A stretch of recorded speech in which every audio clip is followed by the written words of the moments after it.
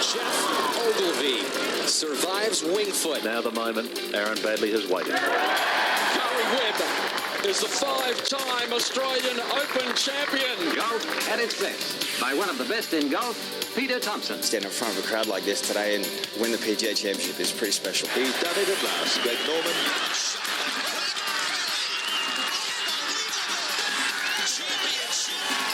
Matt Jones gets his name on the Stonehaven Cup. Leishman to 11 under. Now we've got a new leader, kids. There it is! Adam Scott.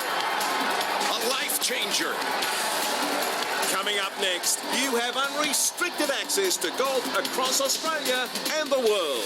Thanks to Golf Australia, we're going inside the ropes. Subscribe now on iTunes or your favourite podcast app, or head to golf.org.au. G'day everybody, welcome to the show. It is Inside the Ropes for the 100th time, believe it or not. They said it would never last. Raise, we haven't got bats, so we've got pens. Raise the pens, everybody. Thanks, Clayton. No one in their right mind thought this thing was going to last to 100. It has, and what a joy it is to have been here for most of them.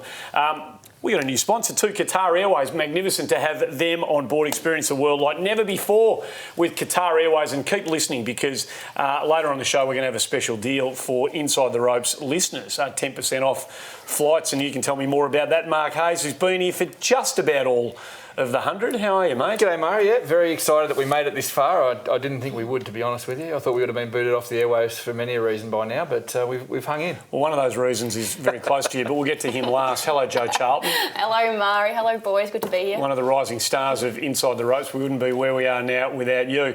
The one that's probably given us the most headlines on the way through, raised the most hackles here, there and everywhere is you, Mike Clayton. How lovely to see you. And you too. Welcome to the 100th show. Thank you. Nice effort. Have you got anything today that's going to sort of ruffle a few feathers? No, we'll just see where it goes. Well, I like that. That's dangerous with you. Yeah. Big show today. We'll lead off with Minjee Lee. We'll have a chat about her in a moment. There seems like there's some firming up on the Tiger Woods front when it comes to the President's Cup, so we'll get to that. Mav Antcliff is going to join us on the show a bit later on. He's had an unbelievable 2 weeks up in China. 3 years to win your first, and then you win your second 7 days later. I mean, that's the stuff that dreams are made of from a pro's perspective. He was dead stiff not to be Aussie of the Week on our Aussies on Tour thing last week when he got pipped by Brendan Jones. And this week he's been stitched up by Minjee Lee. Imagine winning back-to-back championships, Andy, on the world's professional tours and not rating Aussie of the Week at any stage. So stiff. In terms of and we'll speak more about this with Mav Clates in a moment, but how significant will that be for him? It's clearly not where he wants to play his golf down the track. He wants to play his golf somewhere else. But to get those two back-to-back, what will that do from a mental perspective for that player? Well, the money's always important. That helps. It's much more important than the mental stuff. Doesn't it? The fact that you can win, you know? Yeah, kind of confirms you're a decent player. But now there are 2 tours in China. Is the one he's on the one that feeds you onto the web.com? No, it's the other one. It's the China Golf Association Tour. So which one's the better one to be on? Well, he stands a great chance right now of winning the Order of Merit on the China Golf Association Tour. And if he does that, it gives him the same position on the European Tour as Jake McLeod has for being so prominent on the Australian Tour. So it's actually a stepping stone to something worthwhile. Absolutely. Not that it's not worthwhile, but you're right. You don't want to be playing professional golf. Not right. Maybe in 50 years you do. But in it's China, a stepping stone to Europe or. That's a fair call. I mean, no one's going to get upset about that. I mean, that's just the reality of pro golf. I mean, all of those. When we spoke to Bryden McPherson about this not that long ago on the show, they all want to be off that tour and playing somewhere else. Interesting to see what happens to it, that tour. Whether the government, who seemingly don't like golf very much, because obviously if it took off, it would be a crazy big tour in China. They could fund, as the Japanese do, they could fund their own tour and have a massive tour if the game became popular and the government decided they liked it. I think the big thaw, or the big freeze is finished. It started to thaw out a little bit in terms of the Chinese government now, so we might see a bit of progress there. But Andy, for them to be happy enough to be called a tertiary tour of the USPGA, I mean, it says everything about the tour's standard. It does. So just before you get too far away and get on to Minjee Lee, we know that there's some men making progress. What's the amateur strength of women's golf out of China like, Joey? Is it starting to get a foothold? Are we getting some players coming out? Opportunity plus all through Asia. I'm going back to our Aussie girls. Our Aussie girls were over in Japan last week for the Asia Pacific. They performed really well. All made the cut. Becky Kay shot 8 under in the first round and was clubhouse leader. As for the depth in China, I probably couldn't speak to who and where, but there's numbers. You see Chinese flags across. There are a lot of young women looking at Shan Shan Feng. I can tell you that. Yeah. Good. They were very prominent early on in the warp. Yep. The warp. Faded a little bit. Is it become known? It is. It's the warp. The warp. Good. Right. And it's much easier to pronounce. So they were prominent early. Faded a little bit, but you can see them. They're all trying to imitate Shan Shan Feng, which is great. Minjee Lee, she's the story of the week. I mean, it's remarkable that we sit here now and she's the number 2 ranked player in the world. That's phenomenal. Absolutely phenomenal. Age 22, to be that lofty perch and have surpassed Area Jatanagarn, gone past Hyun Kung Park, all these guys who we just associate with world-class golf, and she's ahead of them now, only trailing Jin Young Ko. Who's had 2 wins and a second place. Not just she's gone. She's gone past them numerically, but Sungwoo Park and Aria are, I think, still the best 2 players to watch play golf, women's golf. They're incredibly strong. But to be in that top 5 is incredible. Her ball striking in that last round, like under pressure, she just hit the ball. She looked like she had complete control of where the thing was going, you know. Yeah, I agree with Clates. I think that, that was only in terms of rankings. And she'd say that herself. Oh, yeah, I mean, 2 in the world. I mean, if you rolled Minjee and Ash Barty out, certainly on a name recognition basis, most Australians would recognise Ashley Barty before they'd recognise Minjee. But isn't that's fair. That's a problem for our game. That's what I reflect on. I think Blakey said it in his article that there are a lot of people, a lot of households that do not know who Minjee is. And we should be celebrating that. And she honestly is so remarkable. And you spot on there, Clates, that I think, she's a household name that hopefully will gather lots and lots of momentum moving forward. I'm far more filthy about it, Andy. About the fact that she's relatively unknown. Yeah, a bit devastated with some of the media coverage today. There's been some outlets of the mass media have been awesome. I cite ABC, for example. They were absolutely tremendous with their coverage. I don't think any of the newspapers gave it more than a wire service. And what the Herald Sun did today is nothing short of embarrassing. My old employer. Yeah, that would be hard for you to say. It's gutting to see where it was placed and the lowly standing it has against. I understand that it's going to be behind the football pages in the paper, but I just cannot believe that a woman winning a tournament on the foremost golf tour in the world, rising to number 2 in the world, 22, in this era of female sport coming through and finally getting its dues, that it would be relegated back to an inside right page, down page story, small picture, 4 paragraphs. Embarrassing, Herald Sun, straight out embarrassing. So what do we do? You can't force the issue. Can you force the issue? What can you do? Do we talk about the elephant in the room? Minjee's not the greatest interview in sport. I think this is part of it, right? This is part. How much of a player's persona is tied up with how well they play and how much they present themselves and how much they want it. So Kari never did. Kari was a big star because she won US Opens and she was never a great friend of the media. But, I mean, Kyrgios goes down one road, so everyone notices him, and whatever he does is a big story. So how do you manage that, being sensible like Pat Rafter or John Fitzgerald or Peter McNamara, but being articulate and putting yourself across and being able to answer questions really well with either being quiet and passing off that role as you seemingly are not interested in it, but you avoid the idiot role. It's a good question. For her, I think if she wants more recognition, she's got to be more open and better at telling her story. Is that fair or not? I'm not sure. I think it's a worthwhile point to make. I think there's a real human element for Minjee too. I think she's got that, but it's just not a natural thing. I chuck her out here, and it's not her domain. Chuck her out in the 18th fairway with people chomping at the bit trying to beat her. That's her domain. The thing is, her brother is great at it. Yeah, he loves it. So am I, Dad. So it's just an interesting story how it all works. But and not everyone's great with the media.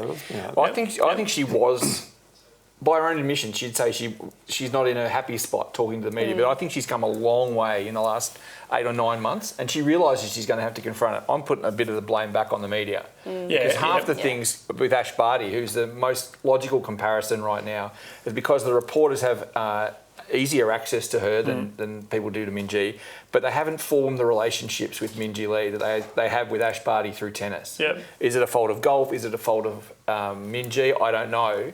But it falls back surely on the journalists to make the relationships with someone who clearly is going places. Yep. By the time they get to number 2 in the world, it shouldn't be them ringing the media manager of Golf Australia saying, how do we get in touch with Minjee Lee?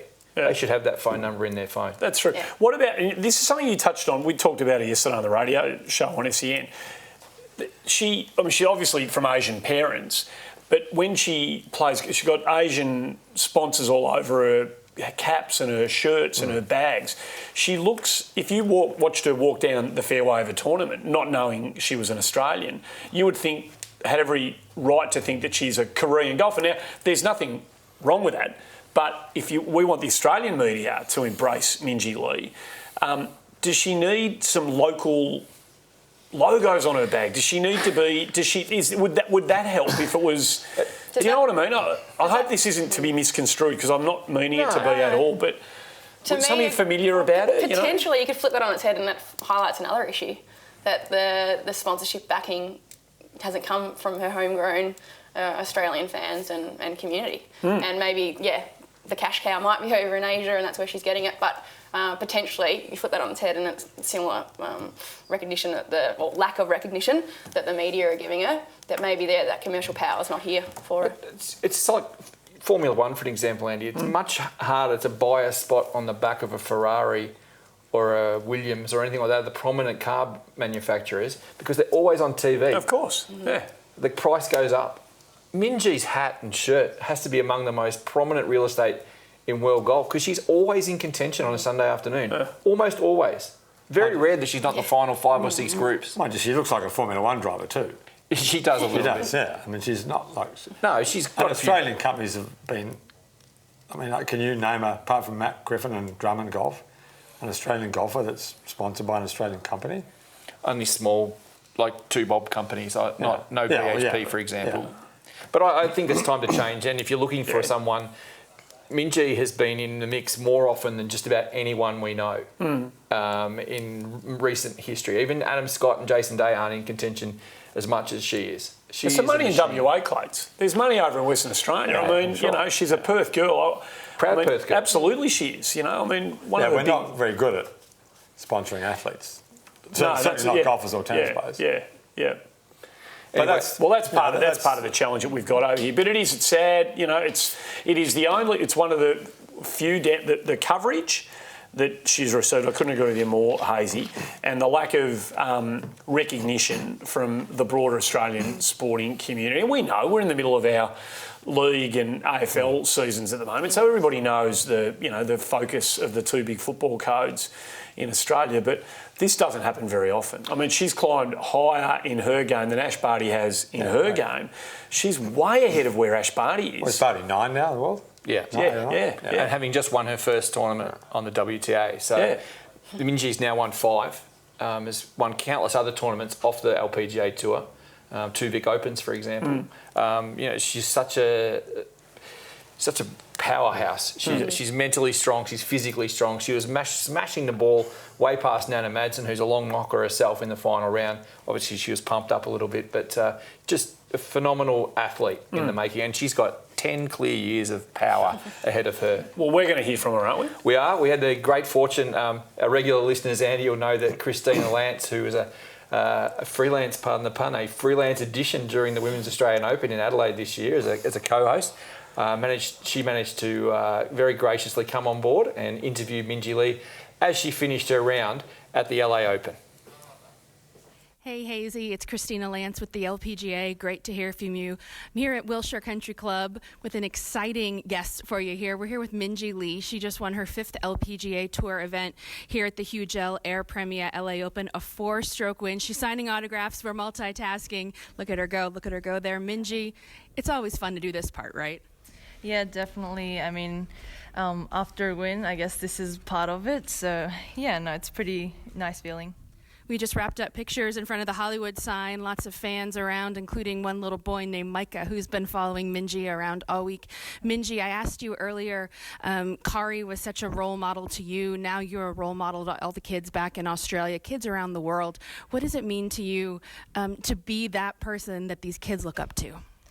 Yeah, I mean, it's pretty special to be able to grow the game like the way we get to, on being on TV and obviously being able to meet like little kids like Micah out on the tour. So, yeah, it's just really cool that we get to be part of sort of them growing up playing golf and getting them into the game of golf. So, yeah, just if I can be half as what Webby is like to us, then I'd be really happy. Let's go through you around here real quick today. You finished up with a great a great birdie on number 18. Not too many people were birdieing 18 this week, but it got a little iffy there in the middle. Talk us through your round and about how you made your way around the course here at Wilshire. Yeah, I mean, probably on 13 or 14 I made a bogey today. But other than that, I felt like all week I've been striking it pretty solid, and I've been putting pretty solid as well. So I felt like I had a lot of the parts of my games under control. So yeah, I've been feeling pretty confident, and just throughout the whole week I stayed pretty patient out there. So yeah, I felt like it all came together for this win. We also had Hannah Green playing well earlier in the week. This is Sarah Jane's last week before she goes on maternity leave. Had to be a good feeling to see all those Aussie flags up there toward the top of the leaderboard. Yeah, definitely. I mean, Hannah was there, and she sprayed water on me on the 18th hole. And earlier this week we had Sarah's baby shower, so I got to see everybody pretty much all week, and it's really nice to see all the Aussies doing really well out on tour, and yeah, that just means we get to see more of each other, which is nice. And now I know you're busy signing autographs here, but heading up to San Francisco tomorrow to play Lake Merced, which is of course pretty special to you, and it is to me. You and I celebrated your girls' junior win there, so I think we've got some good memories there. Yeah, I mean, that was probably the first time we met each other, I think. So, yeah, I have really great memories at Lake Merced, and I always love going back there because it's such a challenging golf course, and I just like going back and seeing the little, the 2012 US girls. They have like a little, what do they have, like little frames and photos of us? Yeah, plaques for you. Yeah, so that's really cool to see, and I've got really great memories even from last year at that golf course. So yeah, I just really like going back there even though it's really cold. Can't be colder than you are right now, ladies and gentlemen. She's drenched because her friends came up and doused her with water on 18. But like I said, anytime you see me coming, anytime you have the photos, anytime you have to sign, it's because you won. Yeah, I know. And we did lose the shirt for a little while, so yeah. The shirt has been found, ladies and gentlemen. Hazy, you don't need to send out the police to find her, to find the shirt. So, Minjee, as we wrap up here, just what do you have to say back to the fans back in Australia, back home, who've been supporting you for so long? Yeah, just a huge thank you to everybody's unconditional support. I know it doesn't go unnoticed, definitely to me, and I feel like I don't see a lot of the people back at home who send me so much support, but I know you guys do, so thank you very much, and I'm looking forward to seeing everyone when I get back home at some point. Well, thanks so much, Minjee. Enjoy this moment. We're sending it back to you, Hazy. This is the 100th episode of Inside the Ropes, and we're really excited to cap it off with a great day for Australia here in Los Angeles. Thanks so much, guys. That's awesome. That's absolutely fantastic. Yeah. A huge shout to Christina Lance for bringing that together, and Minjee, obviously excited about going back to San Francisco this week, but I reckon I put it to you, Clates, just quickly. That was pretty good. Yeah, pretty good. It's not bad, eh? It was better than she was on the TV, much better. Yeah. I think she's actually really at home with Christina, and as she has been with me for the last few years now. She needs to feel that sort of comfort, but I reckon that's extremely marketable. There's plenty of 22-year-olds playing other sports who aren't as competent as that, and aren't as. She's getting far more relaxed. So that's. You can choose to kind of embrace the chance to be good at that stuff. I mean, Jeff Ogilvy is a classic case of a guy who was brilliant at that. I mean, he had a great brain for golf and he could articulate well what he was thinking. But the press guys were always, if you needed a quote on the golf course or the state of the game, or you went to Jeff, because he was great at that. Not that he was unusual, but if you get good at that, then I think that helps what we were talking about before, the profile and the media stuff. And if you're interesting to talk to, then you'll attract media because they want to know what you think. There's no doubt. You're good at the capering. I mean, you were covering golf for the Herald Sun for a long time, so we cover sport. You know who the quotable players are. I mean, Greg he would always blow the top off the even if it was completely stupid, the stuff that he said. He always had something to say. So, but he was giving, Greg's different, but he was, the newspaper headline writers always had the headline for Wednesday. Yeah. Because Greg discovered to him on Tuesday. Absolutely.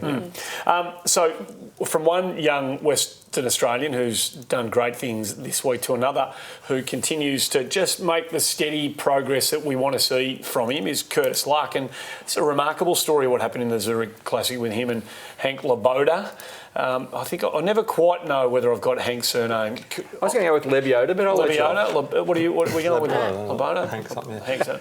Remarkable how this came about. Well, the No Laying Up guys. Yeah, the podcast there. Yeah, the podcast guys said, these guys need an invitation. Invite these guys to the tournament. Yeah. I liked it, gave it a like, and they got an invitation to the tournament. So social media. There you go. The power of 163,000 plus jumps into their kick as a result of them finishing just off the pace. But it's a good story, isn't it? And there's no ranking points on the line, which I'm sure is a frustration. Hey? Yeah. Well, it goes. The rankings don't matter. There was FedEx Cup points. Yeah. Or money. Yeah, the money's the most important. To those guys. Clearly the most important. The Ryan Palmer, part of the winning team, from an official world golf ranking perspective, slides down the world rankings as opposed to going up. So he loses a couple of places, which is kind of crazy to think that you can win a tournament with that many good players in it, PGA event, that doesn't get you any world rankings points. We had that same drama with Cam Smith a couple of years ago. It didn't seem fair at the time. What it does do for Curtis Luck, aside from his biggest check of the year so far, is bump him up to 139th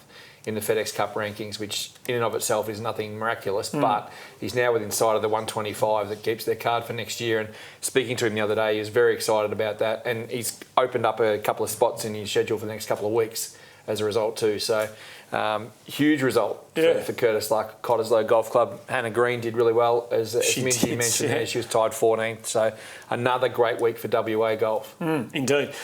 We should spend a minute on the winning team. It's pretty significant what happens. I mean, John Rahm's going to win a lot of tournaments. Yeah. He's just going to be a winner, for a long time to come. Not so Ryan Palmer. 9 years between tournament victories for Ryan Palmer. And it sort of struck me as, I didn't realise, he sees his name on leaderboards from time to time. This clearly meant the world to Palmer. And I wasn't aware of the fact that, and this is what happens with professional sports people, they're living lives away from sport.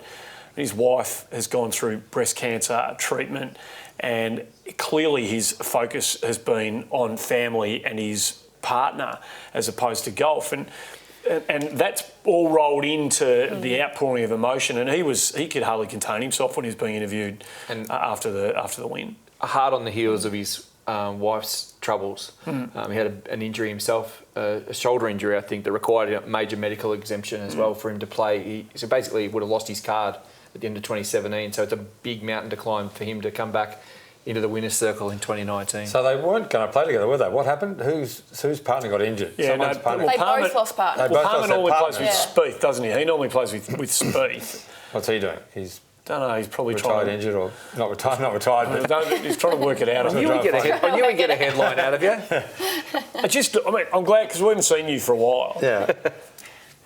The polarity between, I hope that's the right word, but the extremes between his best and worst at the moment, Jordan Spieth, it's extraordinary at the moment. How do you find the middle ground when you're in the kind of world that Jordan Spieth's in at the moment? I don't know. I haven't seen him play, so I don't know what the issue. Whether it's his ball striking, which was people always ragged on his ball striking, but his stats are incredible. He's a great iron player, and he obviously was he was the best player in the world, so you could do everything.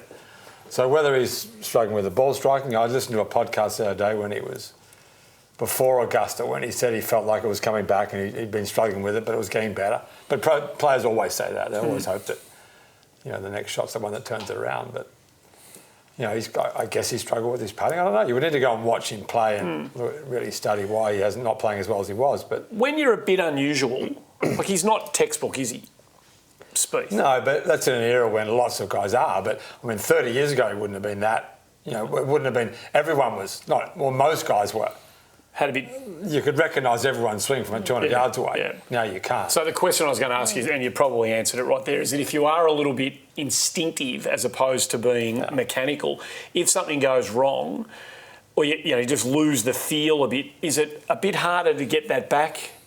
If you are dealing with something that's a bit... a little bit. You just go back to the range. They've got, TrackMan and video's been around forever, but you've got all the information you need to figure out what's going on. You just go to the range and figure it out, sort it out. I think there's a balancing act too when you are an instinctive player, and you'll speak to this better, Clayton, than I will, but we're getting so scientific in how we... some of the technical elements of the game, and I think as a player who probably is a little bit more instinctive, has there been something that's, a little bit scientific that's tipped him over the edge and he's lost his confidence? I'm making up assumptions, but they're the sort of little things that can happen that can sort of unravel you. But it's easy to make judgments from afar when, in reality, the only way to see how Jordan Spieth's playing is to go and watch him play. Watch him play 72 holes, or 36 if he misses the cut, but then you'll be able to tell more. But you've got to see how someone's playing and what they're doing. And he was okay at Augusta, wasn't he? He finished all right. Yeah. He had some moments early that were a bit wobbly. The week before, didn't he give it 42, 31, then that's 31, 40 or something crazy? That's what I'm talking. It's all over the shop at the moment, So, we'll have to get a break. Maverick Antcliff not too far away from joining us. But we should mention this deal that we've got going for listeners of Inside the Ropes. Great to have Qatar Airways on the board. They fly. I don't know whether you knew this, Hazy, but they fly daily from Melbourne, Perth, Adelaide and Canberra, and twice daily from Sydney to more than 100... I'll say this... I want to underline this, 160 destinations worldwide, including 55 European cities. We've got a deal going for Inside the Rope listeners. 10% off your next Qatar Airways flight, plus receive an additional 10 kg baggage so you can travel with your golf clubs for free if you book at www.qatarairways.com and use the promo code GOLFAW. AU. What did I say?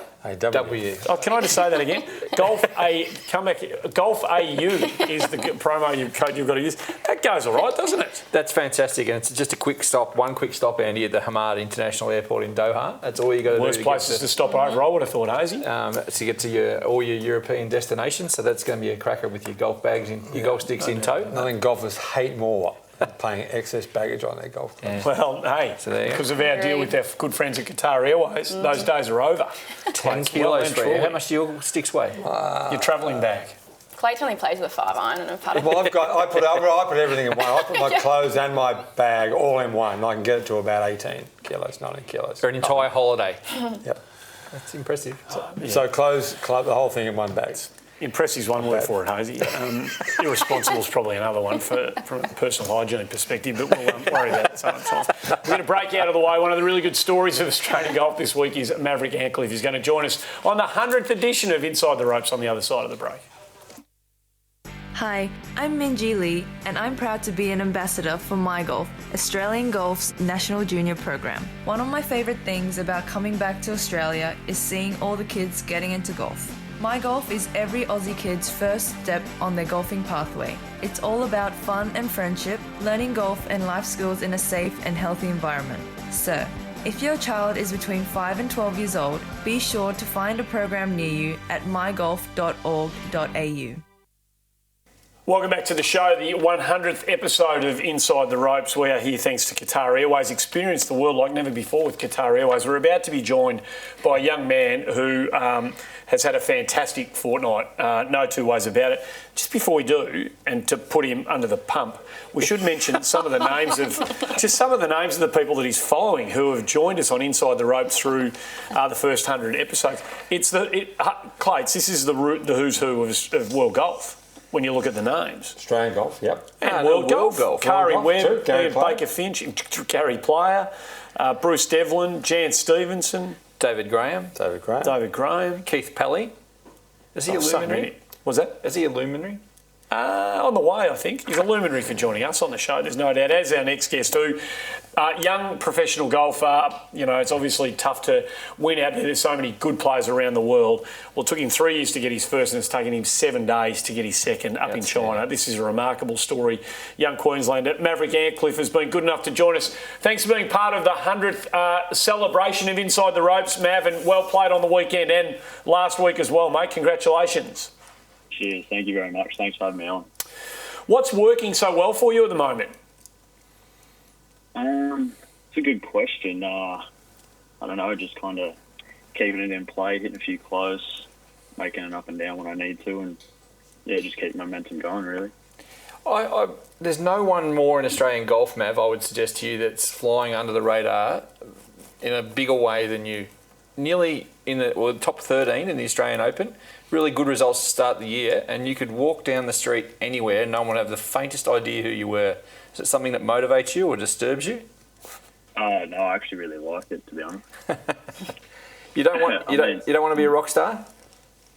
No, not really. I just like to, if you can just do your thing and play well and stuff like that, that's all I want to do. I just want to play good golf and the rest will just take care of itself, really.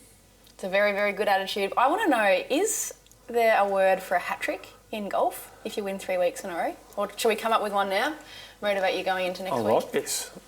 Is there? We've got a few weeks off, so we've got a bit more time to think about it. Good point.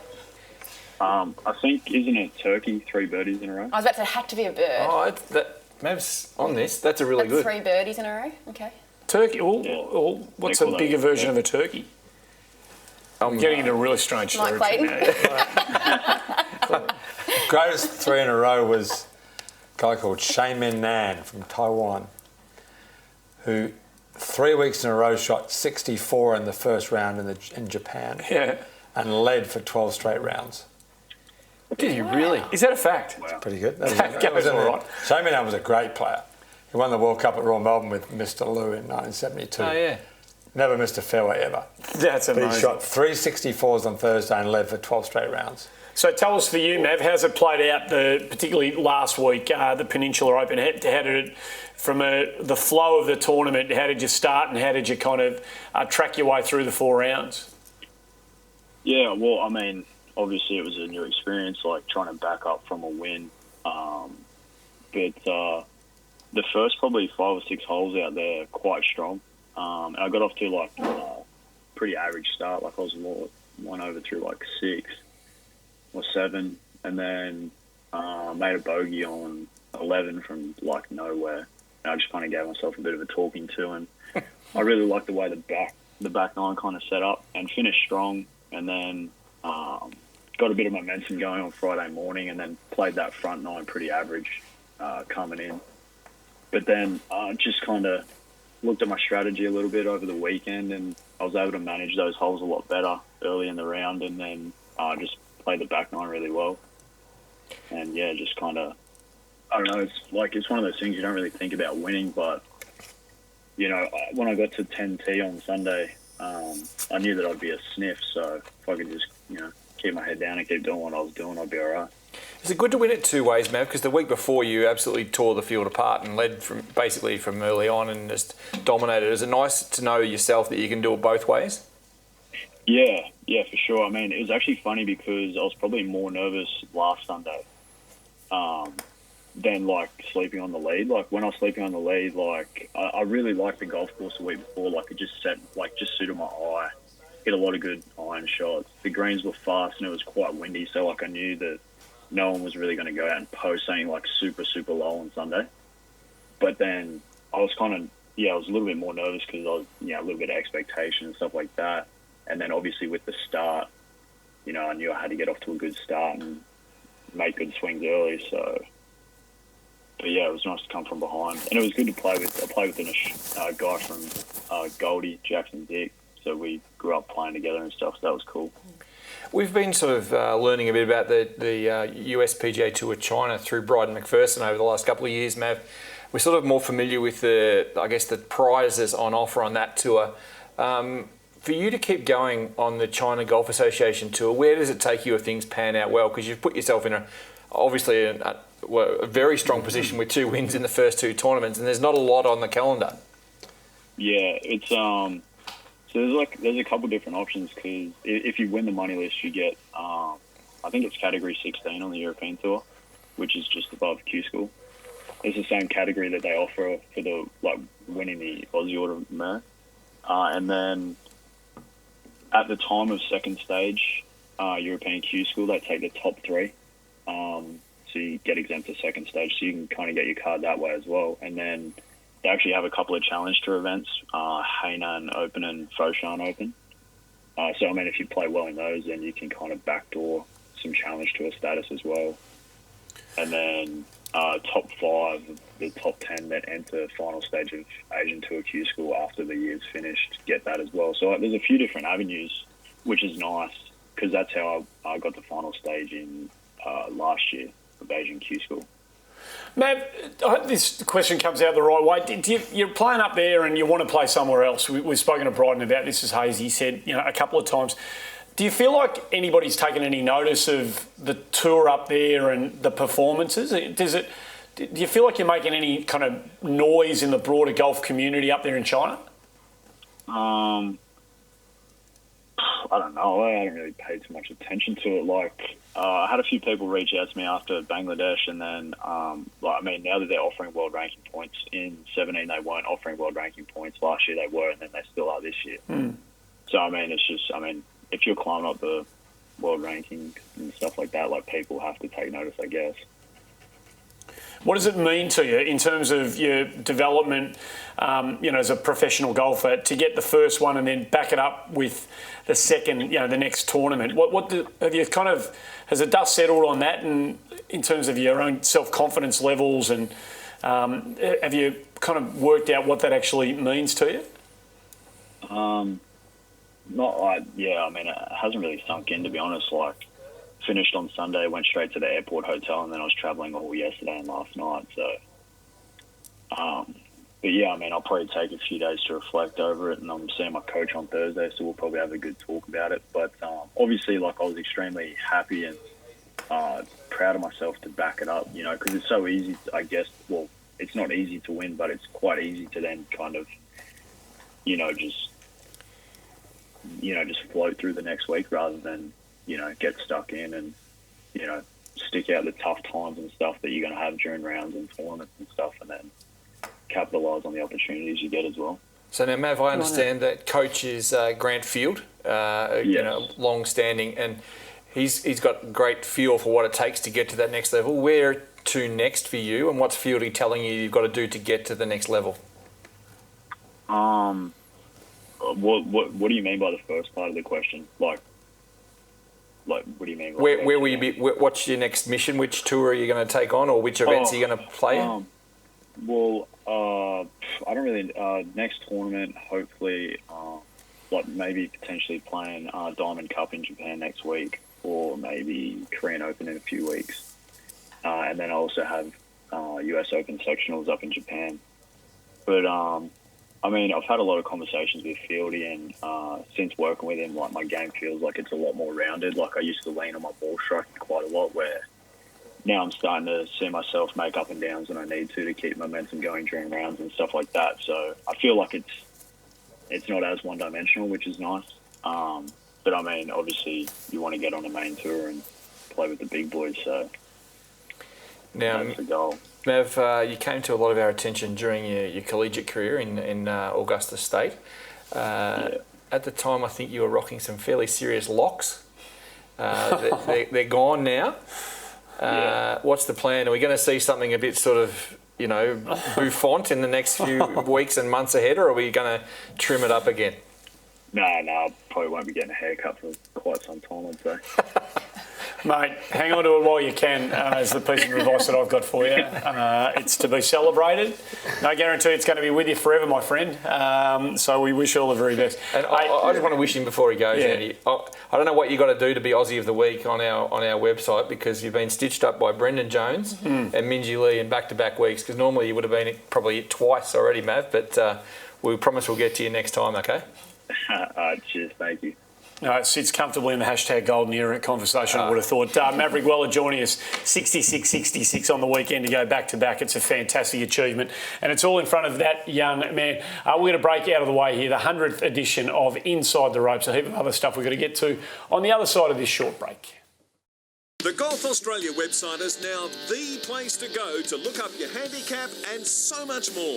Whether you're out and about on your phone or in the office trying to avoid work, just go to golf.org.au and punch your golf link number into the box at the top of the homepage. Who knows, maybe that last round was just good enough to put you in single figures. While you're on the site, check out the daily golf results at your club, view our course index for up-to-date ratings, read the latest golf news from home and abroad, listen to Australian golf podcasts and interviews, and watch video tournament highlights or tips to improve your game. It's everything a golf tragic could want. Visit golf.org.au today, the home of Australian golf. Welcome back to the 100th edition. That's right, 100 editions of Inside the Ropes. And because we get to the number, the big sponsors want to jump on board, and it's lovely to have Qatar Airways part of the 100th celebration of Inside the Ropes. Don't forget the 10% off your next Qatar Airways flight, plus you get that extra 10 kg of baggage, which from a golfing perspective is very important. Book via www.qatarairways.com and use the promo code, I'll get it right this time, GolfAW. No. I've done it again. You're killing us, Andy. Golf AU. Golf AU it is. Golf AU. I said I'd get it right. Why am I having trouble with that today? Golf AU is the place to go. I'm glad someone's listening. So we've got a bit to get through just before we wrap it up. Tiger. Tiger's playing the President's Cup. He's announced he's going to pick himself, hasn't he? Is that what he's done? Basically, yeah. So I'm the captain, I'll do what I want, and I'm playing? He's written a captain. Well, he should be. He's written a captain's blog on the President's Cup website and basically declared himself in. He said he'd like to get to the position where he doesn't have to use a pick on himself. Yep. But in bringing in the old hands of Stricker and Couples in particular, as well as Zach Johnson, he's comfortable leaving them to run the ship when he's out on course. And he signed it playing captain. So how do you think it would go down if he came down here as a Master Champion and didn't play? It would go down well, wouldn't it? That wouldn't be allowed. The golf fans in Melbourne would be really happy about that. Or what about the power brokers at the PGA? I think are pretty keen for him to, from an interest level in the President's Cup, I think are probably pretty keen. We've just got to pretend that he's Collingwood for the week. Oh, that'll be easy Well, to do. everyone will be bagging for Tiger. Are we allowed to boo him? No, he's got to be. He's just Collingwood for the week. Can we boo him? I mean, booing's been such a big talking point this weekend. Others not allowed to boo him? No. Because a bit of that happened on the weekend. Who got the heckle?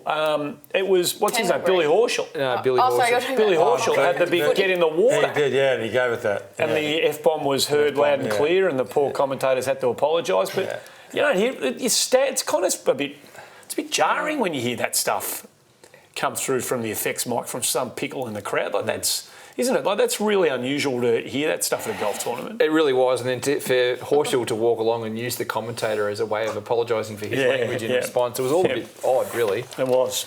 But yeah, great to have Tiger almost certainly 99.9. No one's going to stand up to him. Playing captain in town, Royal Melbourne, so that's going to be awesome. It's going to be the biggest sporting event in Australia, isn't it, this year?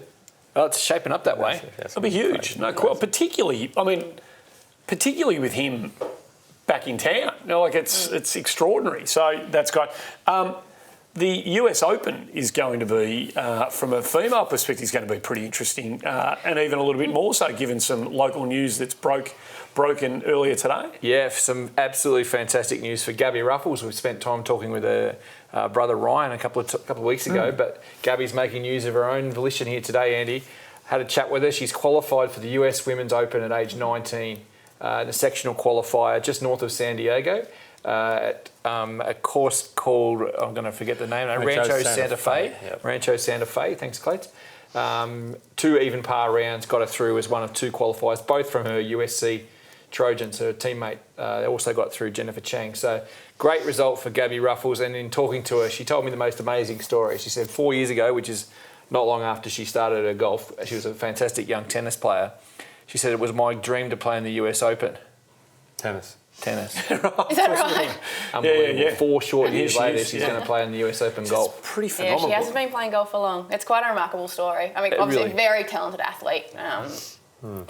with a tennis background, but took to golf very, very quickly, and it's remarkable. I've literally just learned of this news. So did she piggyback? Like, did she jump on the brothers' golfing coattails? Where did her desire to play golf come from? I mean, clearly there's a lot of golf in the family, but didn't she get to playing tennis a bit? She fell out of love for the game of tennis. Which is easy to do, isn't it? Tennis allows you. Oh, mate, imagine doing that day and day. Why would you play tennis when you play golf, really? Well, on a plexi-paved court and hot and your feet are getting sore and you don't walk anywhere, you just walk side to side. No, that's got a nightmare written all over it. She's actually got a really busy month, Andy, because she's not only got the regional championships for USC coming up in Washington State, then if they get through that, her Trojans will go across to Arkansas and play in the NCAA finals, and they're, in my eyes, almost certain to do that. They're going beautifully. Because you're right across this. I am across my NCAA golf. It's good on you. And then she's going to go and play the US Women's Open in Charleston, South Carolina, and then she's just been also a massive few weeks for Gabby. She's been given a start on the Japan Women's Tour in the Suntory event in mid-June. So just a phenomenal little turn of events, a run of events. No, that's great. And further, just that point we were making before, you don't see a lot of ex-golfers go and try and play tennis, on the professional tennis tour. But it seems like... Or just play tennis. How many great pro athletes from other sports, once their days are done in their chosen sports, then try and make a go of it on professional golf? So it happens all the time. Not so much pro golf. I mean, the best was Scotty Draper. That's right. New South Wales PGA. We've seen the ex-quarterback Tony Romo's trying to tee it up. But they're no good. No, they're no good. Well, I understand that, but they give it a go, is what I'm saying. What do they play golf? I mean, how many sportsmen gravitate to golf as a recreational sport? It's a story golf doesn't tell very well. Yeah. One thing is golf's a game for silly old men, yet, Brendan Goddard, who should have played in the pennant final at Victoria for Metro against Royal Melbourne, but broke his hand playing football, so didn't play. But he had a great season playing pennant golf. Right. So there were lots of really good sportsmen from all over the sporting world and we had gravitate to golf. We had a great chance to chat to Elisa Healy before and during the Women's Australian Open in Adelaide this year, and she's a golfing fiend. A complete nerd when it comes to the game. Yeah. Speaking of qualifying, just before we get on to Francesco Molinari, you said something about Matt Goggin qualifying for this week's upcoming PGA for Wells Fargo, That's unbelievable. He lives in Charlotte. Yeah. Where they're playing this week. So just decided to nick down. Turned up at the fourth spotter and whipped it around in 68 and he's playing this week. So is he still a working week in, week out pro golfer, or is he doing other stuff at the moment? He's doing other stuff, I think. But like what sort of other stuff? Well, we're trying to get this golf course going in Hobart, which is the best bit of land in Australia to build a golf course. I don't know if anyone wants to give us 20 million. Whereabouts? It's right near 7 Mile Beach, right near Hobart Airport. It's an incredible site. But that's by the by. But, he's living in Charlotte and, I think he had a friend who was in the building business. Okay, maybe. Might be wrong, but he was doing some work there. And, he got divorced. Trying to ride off the test. He's divorced, but his wife wants, the kids want to stay in America because his kids think they're American, which is always odd to me. I said, what do your kids think they are? He said, well, they think they're American because they were born there and they grew up there. And can't he give them the Geelong Footy Club and can he get a bit of that going on or not? But anyway, do they know about Gary Ablett? I mean, I don't know. No, probably not. Paddy Dangerfield? Probably not. They probably know about Tony Rudd, whatever his name is, or Tom Brady or some other. Well, now you're talking. I mean, that's okay. Oh my goodness. Should we talk about him for the next 5 or 10 minutes? No. We should talk about the Molinari brothers. Well, footy and golf. I mean, before we get to Eduardo, can we talk about Francesco? Please. I don't know how this has come about. Does somebody know the link between this trainer and Francesco Molinari, who introduced Chris Fagan to Francesco Molinari? Before we hear from Francesco, You remember last year when we had Brad Kennedy on after his win in Japan? Yeah, I do. And we spoke to him about episode 64. Some of the things. Are you sure it wasn't 63? I think it was 64. He was talking about his mind coach and had got him in really sharp shape. And it's Dave Allred, who is also responsible for Johnny Wilkinson kicking Australia out of the Rugby World Cup a few years ago. Luke Donald was his kind of golf guy. He was one who got Luke Donald to number. Well, not the one who got Luke Donald to number one, but he helped Luke Donald with his game and practice and. And I think he's also the current kicking coach or head coach or performance coach of the Queensland Reds in Super Rugby as well. So he's got a bit of a tie back to Queensland, which brings him neatly to this. So Chris Fagan was introduced via Dave Allred to Francesco Molinari. And as a result, the Brisbane Lions have picked up something of an international ambassador. Hi guys, Francesco Molinari here. I'm really proud to have become an ambassador of the Brisbane Lions and just wanted to wish the team best of luck for the rest of the season and hopefully see you soon. Yeah, right. 1,001, he meant that last bit.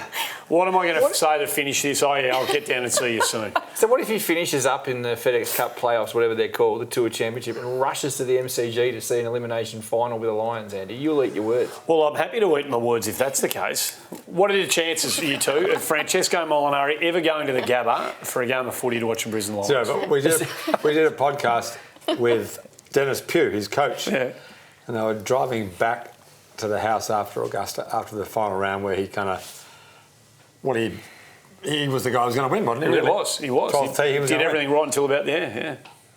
And he said he was actually pretty good. Dennis said, he wasn't that disappointed. He was kind of pretty good about it. And we talked about the 15th hole. He said, my best shot was the fourth shot. He said, what do you mean? Your fourth shot was a drop? He said, yeah, that's what I meant. It was a drop. Well, as good as that is, Andy, from an Australian perspective, I want to give more kudos to Eduardo Molinari, his older brother, who has taken up the cudgels unofficially on behalf of Inside the Ropes to get players moving. Yeah. On Twitter this week, Eduardo Molinari, who goes by Dodo, I think that's right, Clayton? Yep. Is that what he used to be called on tour? Dodo? I don't know what he's called on tour. He's still, what do you mean used to be called on tour? He's still on tour. Well, he's going all right this week early in the tournament in Morocco. Yeah. And Huggy does the confidential quiz every year. Yes. And one question always is, who's the smartest player on tour? So he asked Eduardo, who's the smartest player on tour?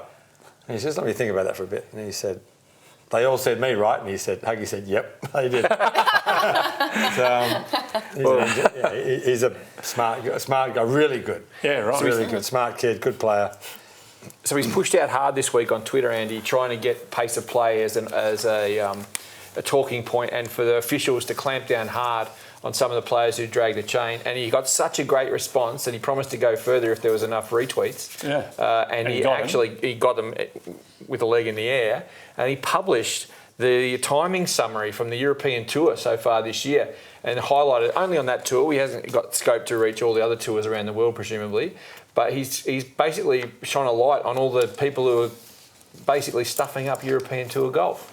That's a bit harsh. That was a very big overstatement. Yeah. I know what you mean. But the curse of golf is, one of the curses is slow play. We talk about it all the time. That's why we have the Bannister files here. And the list, we won't show you, but that's the sort of data that Eduardo Molinari's put out. And it's players' name, number of times they've been on the clock, number of times they've breached, the number of tournaments they've been played, and the fines that they've received.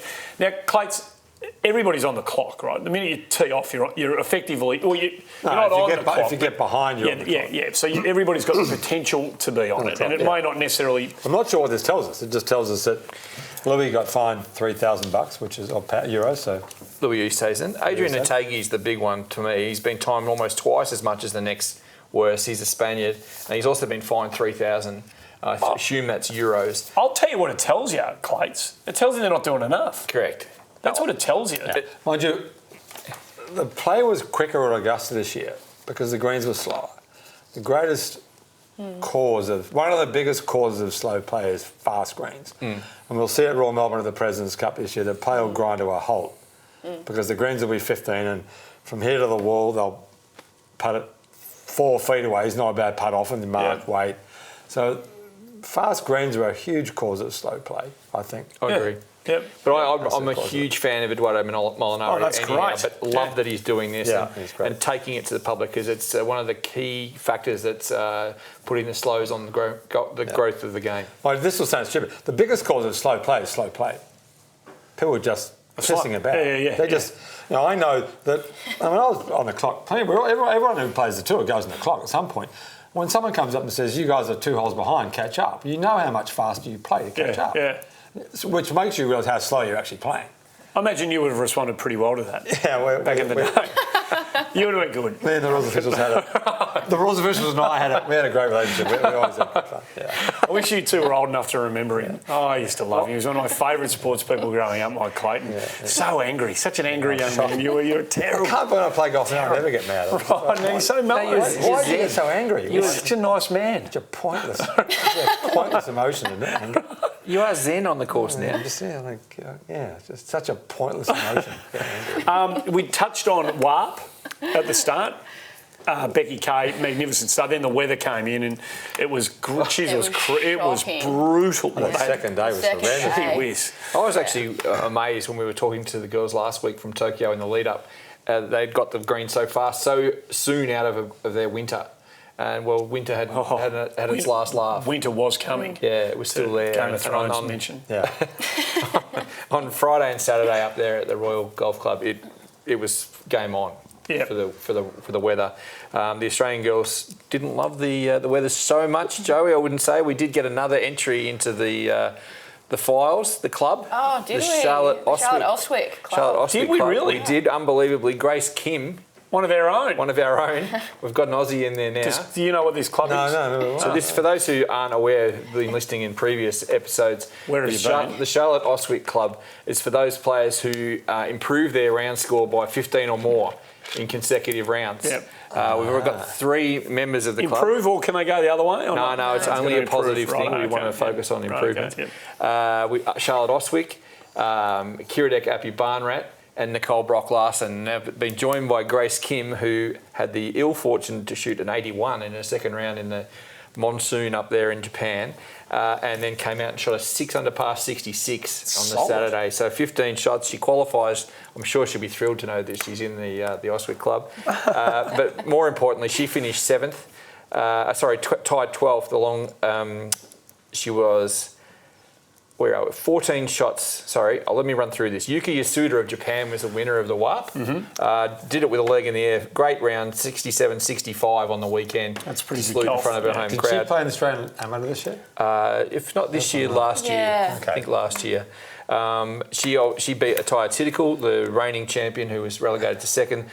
Becky Kay, as Joey mentioned earlier on, was the best Aussie, cracking first round 64, finished up at 3 over in a tie for 7th.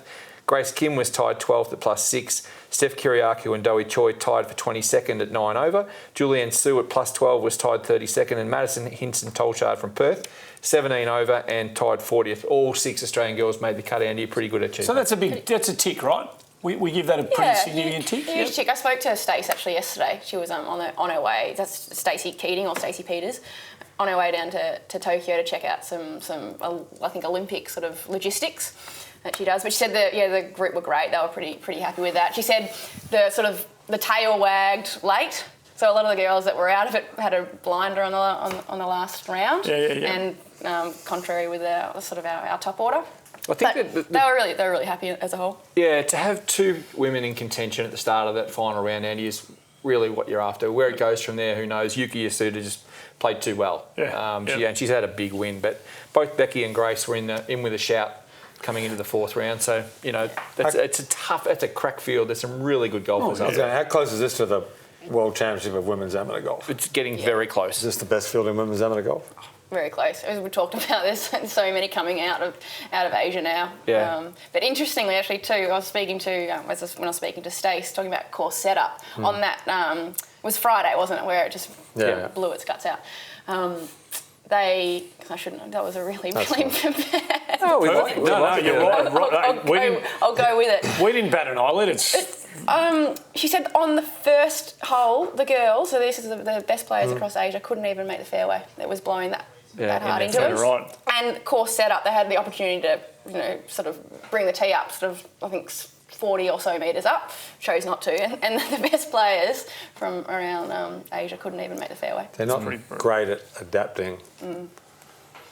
It's the land of the ham sandwich and the cheese sandwich, but you can't get a ham and cheese sandwich, which was something we encountered in a clubhouse in Japan once. It was Terry Gale said, Gully, you can get a ham sandwich here and you get a cheese sandwich, but you can't get a ham and cheese sandwich. Well, he worked it out eventually, though, didn't he? You buy one of each and you just get rid of some of the bread. It's a little bit how they set their golf up. They're very kind of... Well, there's ways around those things, Terry. I mean, come on. It's just the way they do business over there. The short par 4 in Japan tends to be the same as a long par 4, just with the tee 100 yards up. Okay, right, yeah. It's not like they're going to build the third at Kingston Heath versus the 16th. Yeah. It's just the same hole. It's just short. Right. We're on the clock, speaking of being on, thanks to Eduardo Molinari. Any other bits and pieces? Royal Melbourne break an 88-year drought. Is this right? Yeah, won the men's pennant. Yep. And the Colts? Division 1 pennant. So when I started playing pennant at Metro, they were in Division 5 and Royal Melbourne were in Division 4. And they were kind of... When I was 18, the next youngest guy was 43. We were the only two under 50. And Royal Melbourne were pretty much the same. Yeah. So those two clubs have come a long way in terms of promoting young kids. And sorry to be Victorian specific there, but making pennant a bigger deal than it ever was when 40 years ago. Yeah. Sorry to be Victorian specific, but that's arguably the most storied. I don't think arguably the most storied club in Australian golf. Yeah, of course. Yeah, it's a good achievement for them. I'm sure if anybody's got any sort of like pennant related stories, they can send them to you. And we're in episode 101.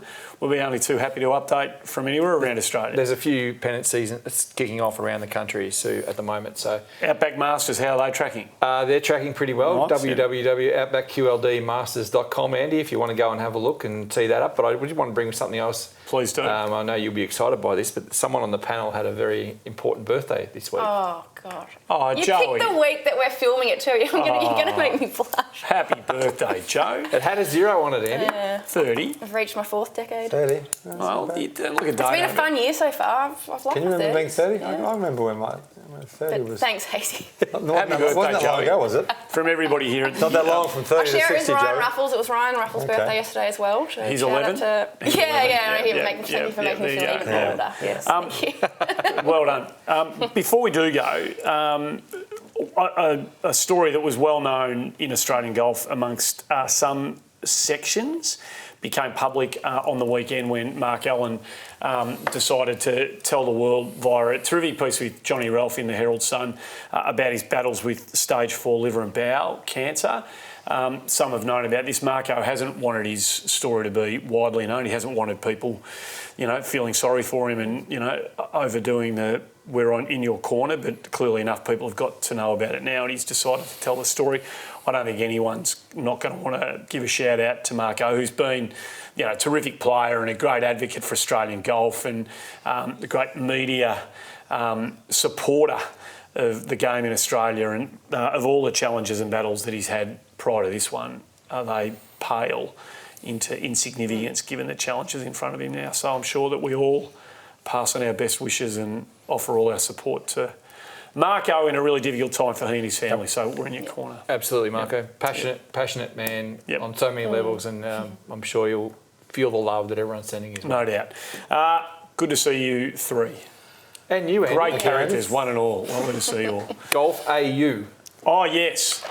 Come on, this is... QatarAirways.com is the place to go. 10% off your next Qatar Airways flight and a bit of extra baggage if you use the promo code. Come on, Andy. Golf. Come on, Andy. Boot this home. Golf AU. Forget about the double bit. It's just Golf AU. Thanks for being part of it. Work. Do you reckon we'll get to 200 after today? Absolutely. Jury's well out. The jury's well and truly out. This has been Inside the Ropes. Oh, there we are. This has been Inside the Ropes. Thanks for being part of it, folks. We'll be back next week to do it all again.